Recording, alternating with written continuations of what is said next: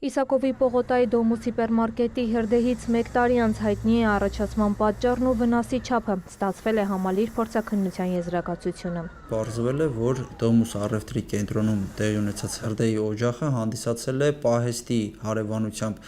մետաղական կոնստրուկցիայից կառուցված հովարանը, որը իրենից ներկայացրել է օդորակիչների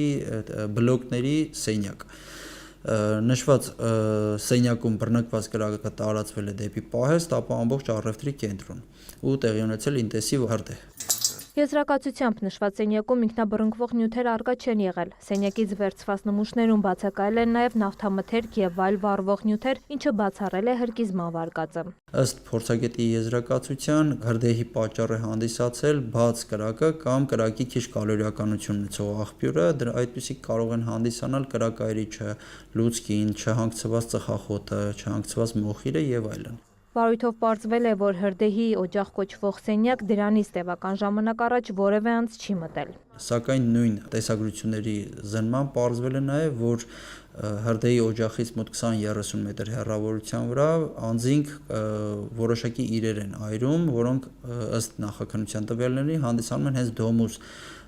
ընկերության աշխատակիցներ եւ այրում են ընկերության թափոններ։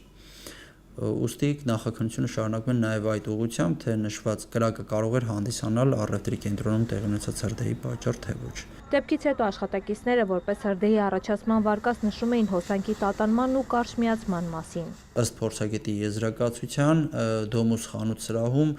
կարճ միացմանը բնորոշ հետքեր չեն էլ հայտնաբերվել։ Պարզվել է նաև վնասի չափը, ըստ այդմ շինության վնասը 1 միլիարդ 650 միլիոն դրամ է, իսկ այն վարձած Դոմուս ընկերությանը ավելի քան 800 միլիոն դրամ։ Արդյոք հիպերմարկետում պահպանված են եղել հրդեհային անվտանգության կանոնները։ Քանի որ առևտրի կենտրոնը ամբողջությամբ այրվել է եւ մասնակի փլուզվել, այդ թվում մալուխները, սարքերը եւ այլն, ուստի փորձաքննության շրջանակներում հրդեհի անվտանգության կանոնների խախտման մասով առաջադրված հարցերին հնարավոր չի եղել պատասխանել։ Վարույթով մեղադրյալներ չկան, ըստ քննիչի նախաքննությունը շարունակվում է։